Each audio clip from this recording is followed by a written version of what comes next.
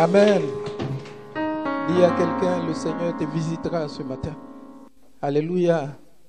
Nous allons prendre nos Bibles dans le livre d'Exode au chapitre 8 et nous allons lire des versets 12 au verset 15. Alléluia. Je lis la parole de Dieu. Exode 8 à partir du verset 12.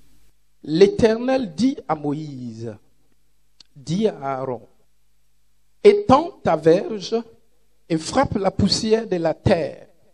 Elle s'échangera en poux dans tout le pays d'Égypte. Ils firent ainsi. Aaron étendit sa main avec sa verge et il frappa la poussière de la terre.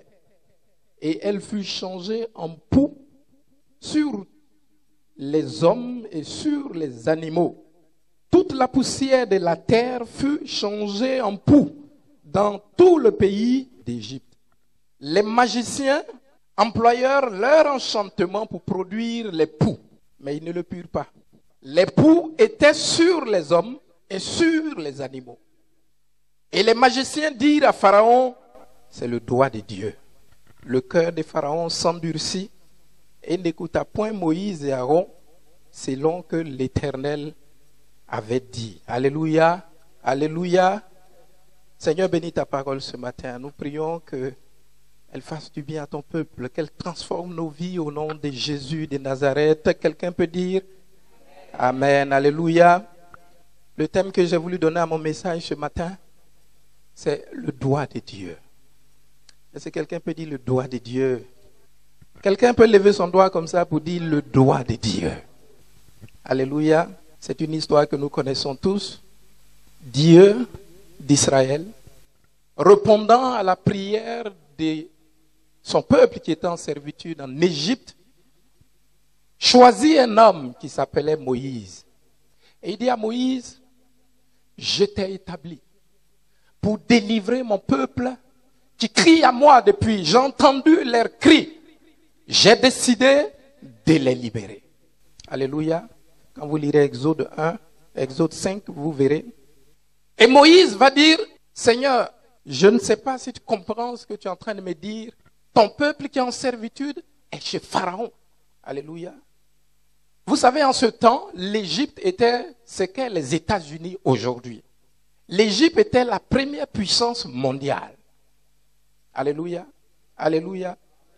Et Moïse dit à Dieu, c'est contre cette nation que tu m'envoies pour délivrer ton peuple. Ça sera difficile. Dieu dit, je l'ai dit, je le ferai. Alléluia. Il faut dire, Dieu fait ce qu'il dit. La Bible dit qu'il va établir Moïse et Aaron. Ils vont aller dire à Pharaon, avec tremblement, Dieu dit qu'il a entendu les cris de son peuple. Laisse-le aller. Dieu dit de venir te dire, tu dois libérer son peuple afin qu'il aille là où il a promis avec serment de nous donner Abraham. Il dit afin que nous retournons à Canaan, car Dieu a dit à Abraham, je le jure par moi-même, cette terre, elle est pour toi et ta postérité. Moïse va dire à Pharaon, s'il te plaît, libère le peuple. Ce peuple est élu, béni de Dieu. L'Esprit de Dieu me dit de te dire que tu ne peux pas le garder en servitude tout le temps. Alléluia. Vous voyez, souvent, il ne faut pas se tromper. Satan n'a pas pitié des gens. Les sorciers n'ont pas pitié de quelqu'un. Ce n'est pas en pleurant que le sorcier va te laisser. Alléluia. Pharaon dit, je ne le laisserai pas aller point à la ligne. Alléluia. Et la Bible nous dit, c'est en ce moment même que Pharaon a fait doubler les tâches du peuple d'Israël. La Bible dit, avant, il ne coupait pas la paille, il construisait, mais il dit, maintenant, vous-même, vous coupez la paille, vous la séchez, vous construisez et vous gardez. Parce que votre Moïse et Aaron m'ont énervé. Alléluia. Vous voyez, en Exode 5, à partir du verset 20, le peuple va dire à Moïse, toi là, Dieu te voit. On était simplement esclaves ici. Tu es venu avec tes déclarations tapageuses pour dire Dieu va nous délivrer. Regarde ce que nous sommes devenus. Par ta faute. Aujourd'hui, nous sommes pires que des esclaves.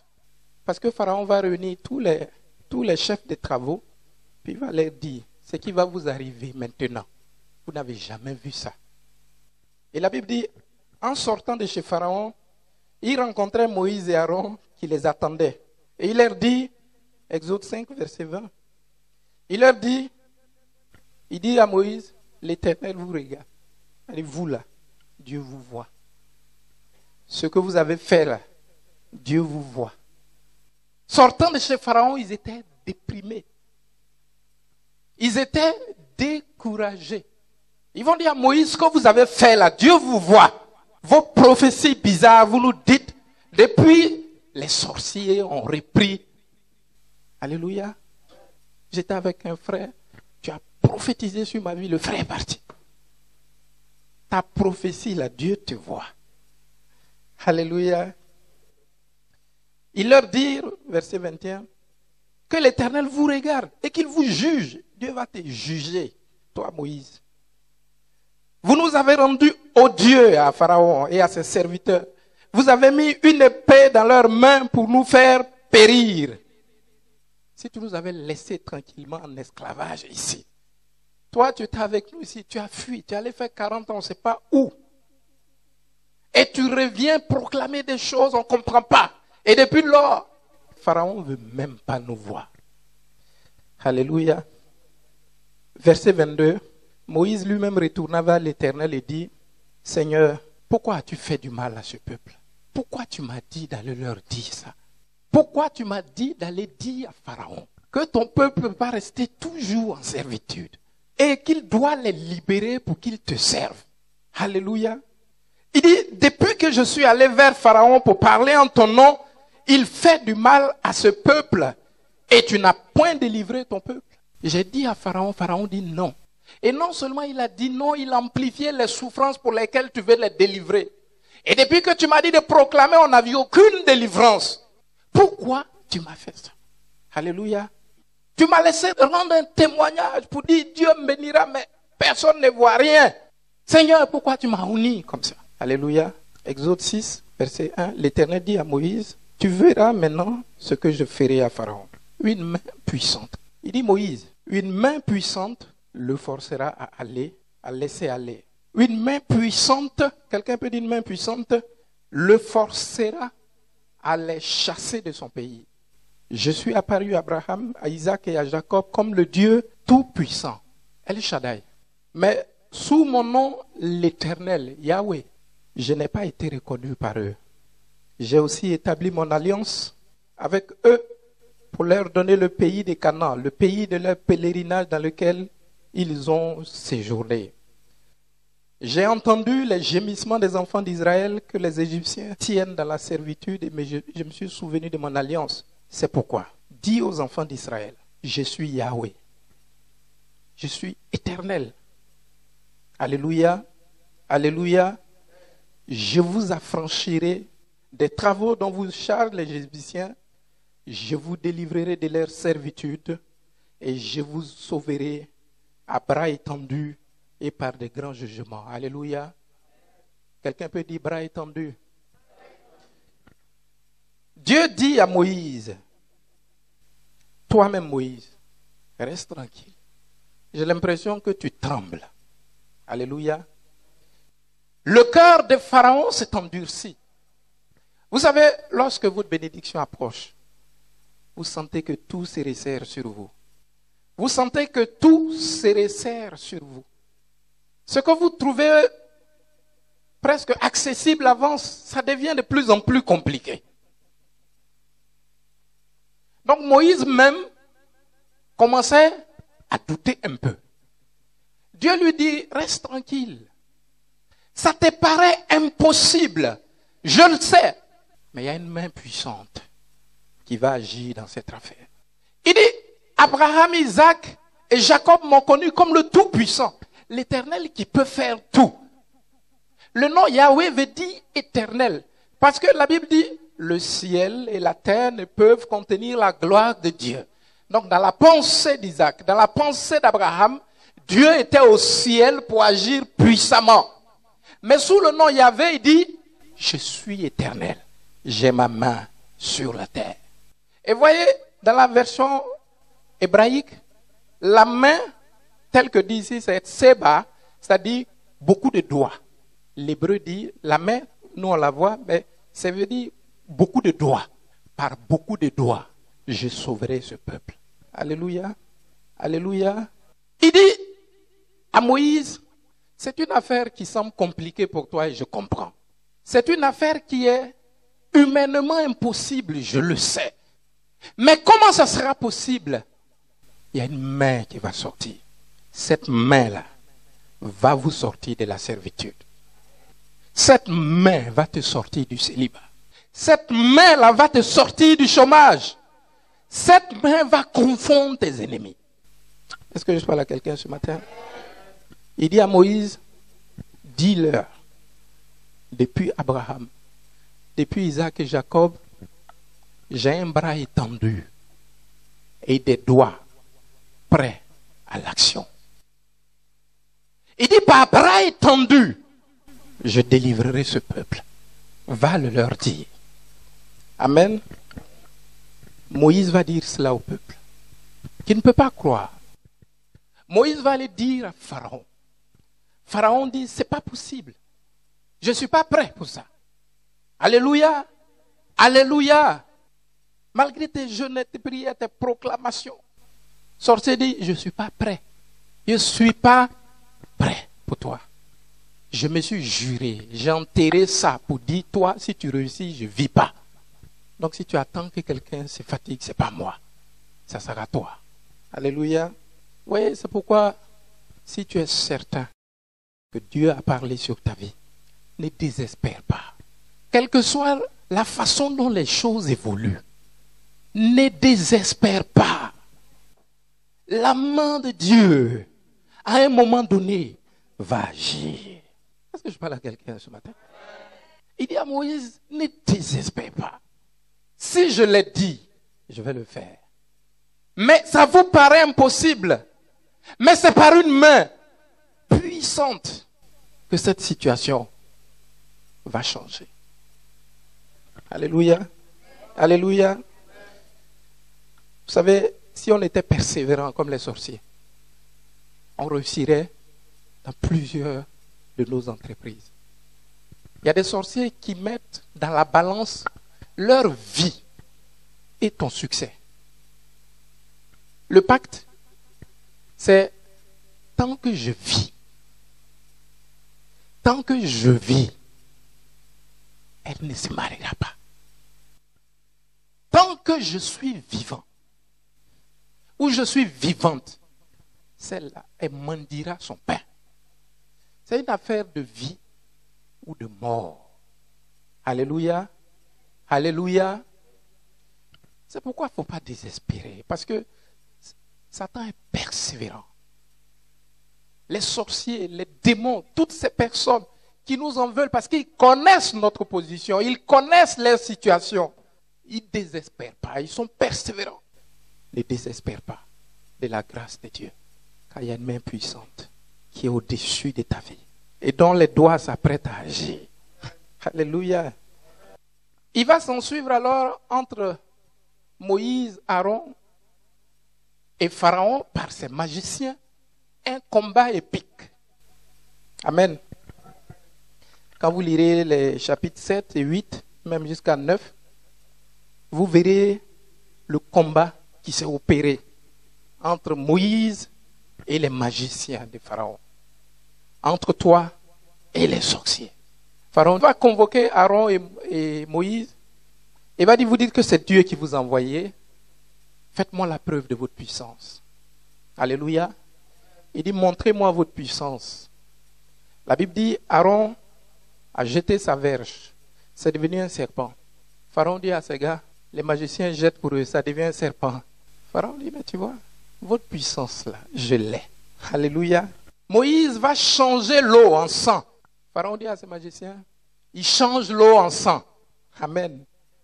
Moïse dit à Pharaon, je vais faire envahir ton pays par des grenouilles. Il dit, vas-y. La Bible dit, Moïse a parlé au fleuve. Les grenouilles ont envahi toute l'Égypte. Qu'à cela ne tienne, dit à ces magiciens, pareil, grenouilles sont sorties encore. Au point qu'il y avait tellement de grenouilles que Pharaon, pour une fois, va négocier avec Moïse. Il dit, bon, c'est vrai, c'est un combat, mais j'aime pas trop les grenouilles. S'il te plaît, fais quelque chose pour qu'ils meurent tous, et puis je laisse aller le peuple. La Bible dit, Moïse a commandé toutes les grenouilles, elles sont mortes. Quand les grenouilles sont mortes, il dit, je ne vous laisse pas aller. Alléluia. Et ça va se passer comme ça tout le temps. Tout le temps. Jusqu'au moment où Dieu dit à Moïse, frappe la terre d'Égypte. Vous connaissez les poux. Dieu dit à Moïse, quand tu frapperas la terre d'Égypte, quand la poussière s'élèvera sur toute l'Égypte, animaux, hommes et femmes, chacun aura sur son corps et dans tous ses cheveux, partout, des poux. Moïse, il va venir, il va frapper la terre d'Égypte. Et je suis presque sûr que là où Pharaon était, sur ses magiciens, sur tout le monde, sur Pharaon lui-même, vous imaginez des poux qui vous collent, qui dégoulinent sur vous. Et il dit à ses magiciens, on y va. La Bible dit, il frappe la terre, il n'y a rien. Il frappe une deuxième fois, il n'y a rien. Mais eux, c'est des magiciens sages. Ils sont sages. Ils sont mauvais, mais ils sont un peu sages. Ils vont dire, Pharaon, ça là, c'est la main de Dieu. C'est le doigt de Dieu. On est arrivé à notre terminus. Leur Dieu a commencé à agir dans cette affaire. Si tu es malin, laissons tomber. Amen. Amen. Vous voyez, ils sont sages. Tu sais, on peut être sorcier et puis être sage. Exode 8, verset 15. Et les magiciens dirent à Pharaon, ça c'est le doigt de Dieu. Parce qu'on se connaît ici. Ça là, c'est le doigt de Dieu. C'est le début de notre fin. Il dit le vieux père Pharaon, nous-mêmes on était magiciens. Mais quand on a vu dedans, ça c'est le doigt de Dieu. Laissons tomber. Alléluia. Et je vous dis, sorcier, c'est sa vie contre ta vie. Amen. C'est sa vie contre ta vie. Les gens sur qui il compte, les magiciens lui ont dit, leur Dieu, sa main a commencé à agir. Si on est malin, libérons-les, ils vont partir. Bien-aimé, quand le doigt de Dieu est en mouvement dans ta vie, vous savez, je vois la main de Dieu. Je ne sais pas, vous savez, il n'est pas un homme, donc peut-être pas, mais la Bible dit qu'il a des doigts pour agir dans les circonstances de chacun de nous. Et je vois sur la main de Dieu, mon nom est plaqué en or massif. Le doigt de Sékéré. Alléluia. Je vois un doigt se coller dessus, Mireille Sibaï, ça brille comme ça. C'est l'alliance entre Dieu et moi. Et je sais qu'à tout moment, ce doigt-là, il mettra ça dans l'affaire. Et il dit, Alléluia. Les magiciens disent, c'est le doigt de Dieu. Quand le doigt de Dieu apparaît, si tu es un sorcier sage, tu dis, je laisse tomber. Je reconnais que je suis vaincu. Mais la Bible dit, Dieu a aussi endurci le cœur de Pharaon pour faire voir sa gloire. Alléluia. Vous savez, mais comme il a quand même peur, il va faire des compromis. Vous dites que vous voulez adorer votre Dieu. Je vous donne une parcelle de terre ici, en Égypte. Allez-y là-bas et adorez votre Dieu. Vous savez, c'est un compromis. Mais c'est pas ce que Dieu a dit à Moïse. Dieu a dit à Moïse, tu prends le peuple pour aller à Canaan.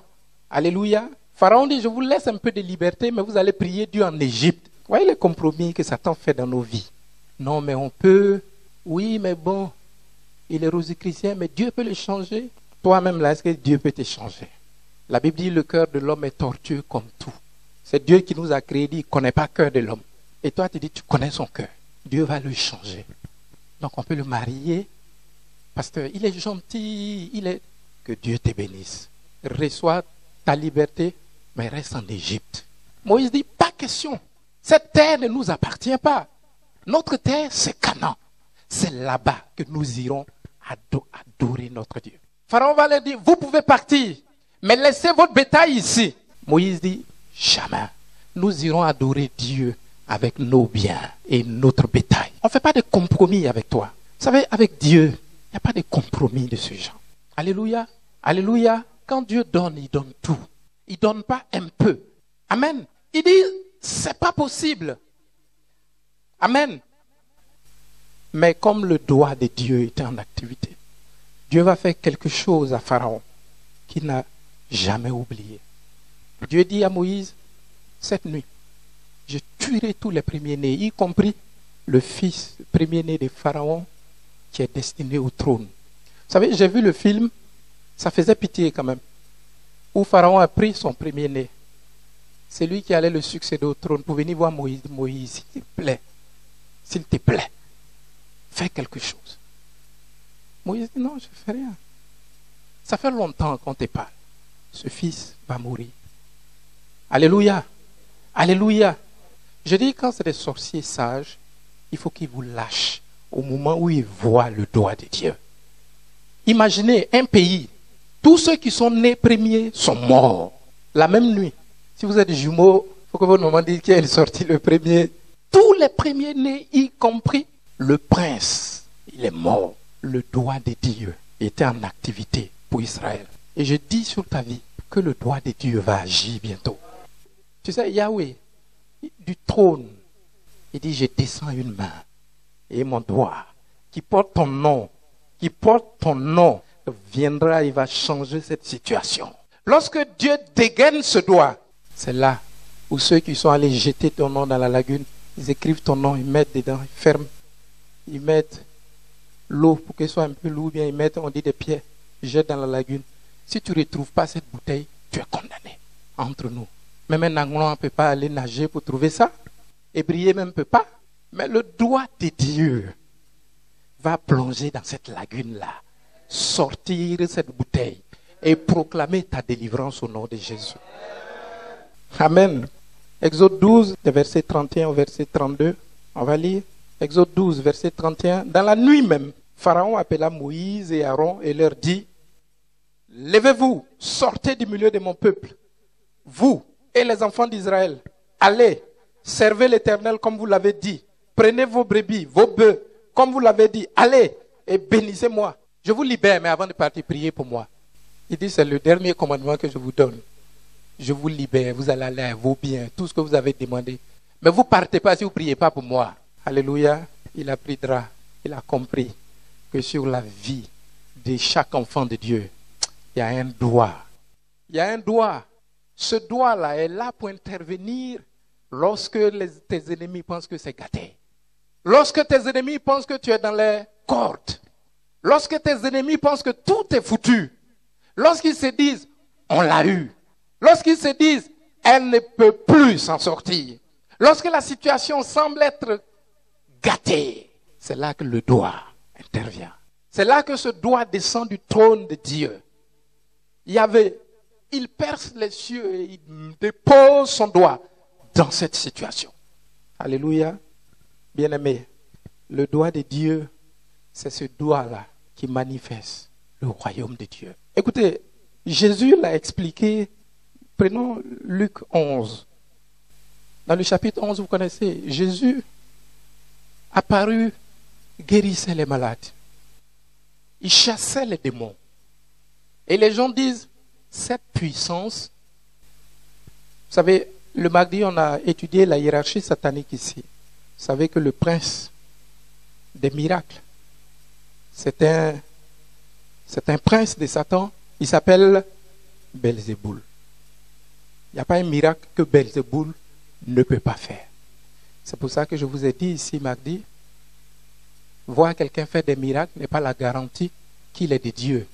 Parce que Belzéboul, le prince des airs, est le roi des miracles. Et les Juifs disent, ça ne peut qu'être que par Belzéboul. Ils disent à Jésus, ça ne peut être que de Belzéboul, parce qu'il n'y a pas une puissance ici. On n'a jamais vu ça ici. Voici ce que Jésus va leur dire. Verset 19. Et si moi je chasse les démons par Belzéboul, vos fils, par qui les chassent-ils? C'est pourquoi ils seront eux-mêmes vos juges. Mais si c'est par le doigt de Dieu. Alléluia. Il dit, mais si c'est par le doigt de Dieu que je chasse les démons, eh bien, le royaume de Dieu est venu vers vous. Le royaume de Dieu est une question du doigt de Dieu. Le royaume de Dieu est une question où Dieu dispose son doigt pour la vie de chacun de ses enfants. Il dit, ce que vous croyez incapable, si je le fais, et si c'est par le doigt de Dieu, je vous déclare qu'aujourd'hui, le royaume de Dieu est là. Et pour ce royaume de Dieu, Dieu dispose un doigt pour chacun d'entre nous. C'est pourquoi, quelquefois, il faut invoquer le doigt de Dieu. Alléluia. Prophétiquement, quand tu es dans l'école, tu rappelles à Dieu qu'il a un doigt qui porte ton nom. Il a un doigt qui porte ton nom. Alléluia. Est-ce qu'en esprit, tu vois le doigt de Dieu avec ton nom dessus? Sur ce doigt, ton nom est inscrit dessus. Et pendant que tes ennemis sont en train, tu regardes le doigt avec ton nom dessus. Alléluia. Alléluia. Et quand Dieu estime que c'en est trop, de son trône, il descend. Yahweh descend son doigt. Et puis il ordonne à cette situation de changer. Il ordonne à tes circonstances de changer. Il demande aux démons et aux sorciers, partez maintenant. Il proclame la liberté dans ta vie maintenant. Il proclame maintenant la délivrance dans ta vie. Il appelle maintenant le mariage à l'existence. Ce que les gens ne pensaient pas possible, le doigt de Dieu le rend possible. Ce que tu ne pensais pas humainement réaliser, le doigt de Dieu le rend possible. Est-ce que tu sais que Dieu a un doigt qui porte ton nom? Et ce doigt-là est pointé sur ta vie comme ça. Et quand il estime que c'est bon maintenant, quand il estime que c'est bon, tu as compris, tu as persévéré, tu as gardé la foi, le doigt descend. Et le doigt change les circonstances. Alléluia. Je vais t'encourager, bien-aimé, à compter sur le doigt de Dieu. Ne regarde pas à la réalité, ne regarde pas à ce que tu vois. Ne regarde pas aux difficultés, à l'impossibilité des choses. En esprit, regarde dans le ciel. Et tu vas voir qu'il y a un roi de gloire qui est assis sur un trône. Et sur son doigt, il y a ton nom qui est inscrit dessus. C'est inscrit en or. Yapo. Bintou. Akiso. Et ce doigt s'apprête à agir pour toi. Ce doigt symbolise la souveraineté de Dieu sur tout. Ce doigt symbolise la toute puissance de Dieu sur les événements, sur la nature. Ce doigt de Dieu représente l'image de la gloire, de la toute-puissance de Dieu. C'est lui qui a créé le ciel et la terre. La Bible dit rien ne lui est impossible. Qu'est-ce qui est impossible à Dieu? Qu'il me le dise et je ne lui demanderai plus. Mais tant qu'il est le roi, le Seigneur de la vie, c'est lui qui a créé tout. Son doigt peut changer mes circonstances à tout moment.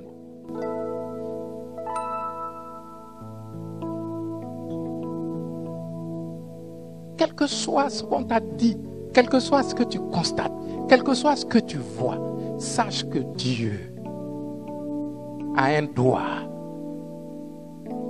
Ce doigt-là, quand il rentre en mouvement, quand il rentre en mouvement, et il rentrera bientôt en mouvement,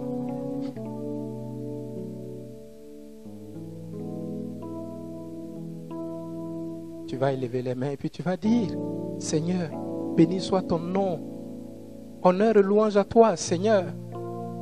J'étais dans la peur, j'étais dans le doute, mais je ne savais même pas que tu avais sur ton doigt une alliance avec mon nom dessus.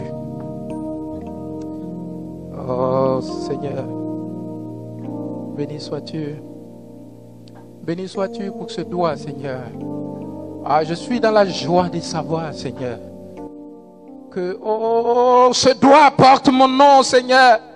Et qu'au moment où mes ennemis me diront, c'est foutu pour lui. Ce doigt dira, rien n'a encore commencé. Oh, béni sois-tu, Seigneur. Oh, merci, Seigneur, pour ce que tu nous dis ce matin.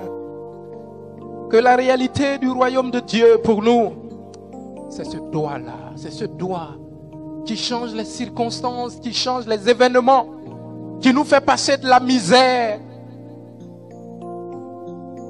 à la prospérité, qui nous fait passer, Seigneur, du célibat au mariage, qui nous fait passer de la maladie à la guérison. C'est ce doigt-là. C'est ce doigt-là que tu as prévu pour nous secourir. C'est ce doigt que tu as prévu pour nous délivrer, pour nous restaurer, pour nous élever, pour changer les circonstances de notre vie.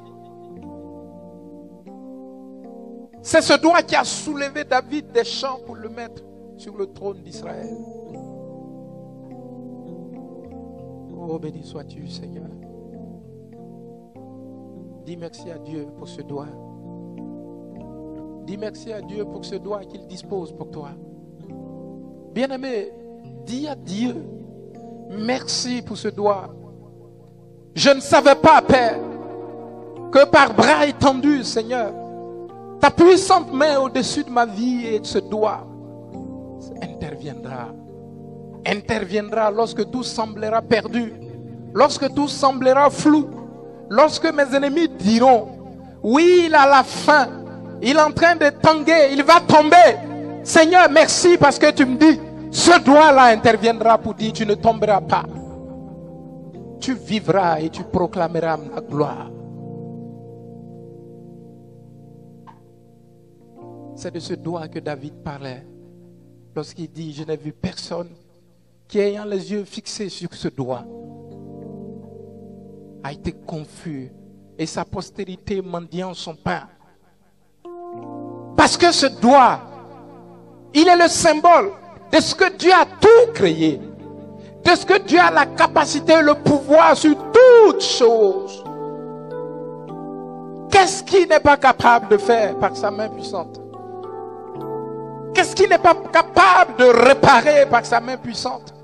Je dis à Dieu qu'il me le dise. Quand il me dira ce qui lui est impossible, je ne lui demanderai plus. Mais s'il est Dieu, s'il est le créateur du ciel et de la terre, s'il est le maître des temps et des circonstances, s'il a tout pouvoir sur toutes choses, s'il a tout contrôle sur toutes choses, il a dans sa main un doigt pour moi. Et ce doigt-là agira pour moi. Oh Seigneur. La main du Seigneur m'a fait triompher. La main du Seigneur. La main du Seigneur m'a montré sa puissance.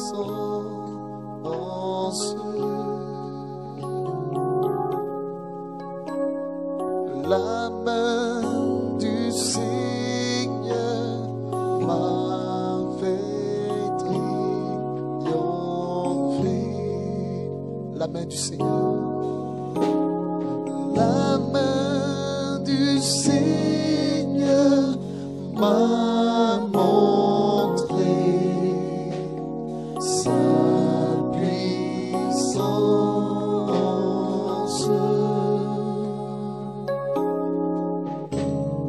La main du Seigneur m'a fait triompher.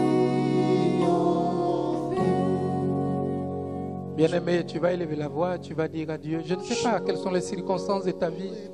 Tu vas t'élever, s'il te plaît, et tu vas demander à Dieu, je veux que ce doigt qui porte mon nom rentre en action maintenant dans le domaine que tu sais. Moi, je ne le sais pas. Mais tu vas dire, Seigneur, oui, Seigneur, mes cris qui sont montés à toi, Seigneur. Oh, je prie que ton doigt descende maintenant et que les circonstances de ma vie, tu connais les circonstances de ta vie. Demande que le doigt de Dieu descende maintenant et répare toutes choses. Ouvre la bouche et prie, s'il te plaît. Prie avec vie. Prie avec vie. Oh, s'il te plaît, prie avec vie. On n'est pas en train de nous amuser. Tu es en train d'appeler le doigt de Dieu dans les circonstances de ta vie. Tu es en train d'appeler le doigt de Dieu dans cette affaire. Dis Dieu, maintenant Seigneur, oh, descends ce doigt. Que mes ennemis voient ce doigt. Que ceux qui avaient planifié ma perte voient ce doigt maintenant. Ils disent jour et nuit, où est son Dieu? Ils disent matin et soir, où est son Dieu? Seigneur, descends ce doigt maintenant. Oui, Seigneur, descends ce doigt. Oh, saïrege bao, saïrege tabao, saïrege noaï. Rien de bao, saïrege tabao, saïrege maski, saïrege taï. Oh, shirege bao, saïrege maïrege. Rien de bao, soboboski, tabao, saïrege. Yes, Lord. Yes, Lord. Ce doigt. Oh, ce doigt qui met fin au match, Seigneur. Ce doigt qui met fin à cette situation. Oh, je veux ce doigt, Seigneur. Oui, Seigneur, afin que Satan voie que sur un doigt, Seigneur, mon nom est gravé. Tu m'as racheté. Et ce doigt va agir puissamment. Ce doigt va envoyer la confusion dans le rang de mes ennemis. Ce camp va envoyer la défaite de mes ennemis. Ce doigt viendra, Seigneur, pour me rétablir, pour me restaurer. Oh, mighty God, yes, Lord. Yes, Lord. Oui, le doigt, Seigneur. Oui, le doigt. Oh, je vois le doigt de Dieu qui descend maintenant dans ta vie. Le doigt de Dieu qui vient du ciel. Le doigt de Dieu qui vient du trône. Le doigt de Dieu qui vient du trône. Viens agir maintenant. Viens restaurer toute vérité. Viens restaurer la vérité. Viens restaurer les promesses de Dieu. Viens restaurer les promesses de Dieu dans ta vie. Oh yes, Lord.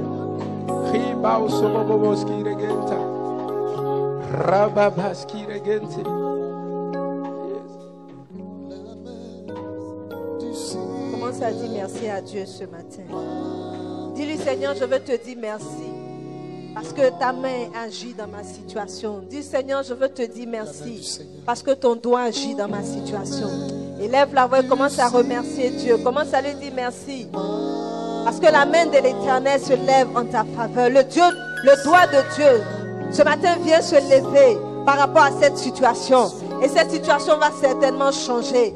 C'est pour cela, ce matin, tu as des raisons de lui dire merci. Tu as des raisons d'élever la voix. Pour lui dire, Seigneur, je veux te dire merci. Tu as des raisons ce matin de le bénir.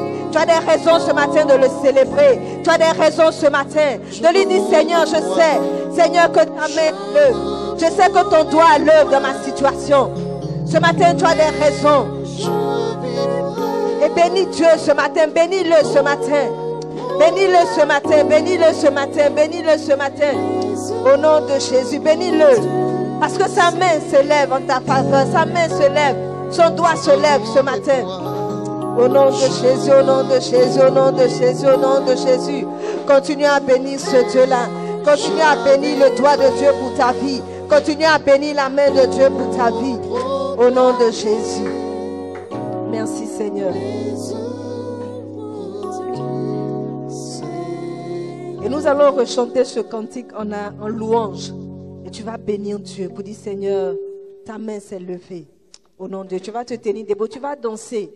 Pour dire, Seigneur, parce que ton doigt s'est levé dans ma situation, parce que ta main s'est levée dans ma situation, je veux t'offrir des actions de grâce en dansant pour toi, pour te dire merci déjà pour la victoire.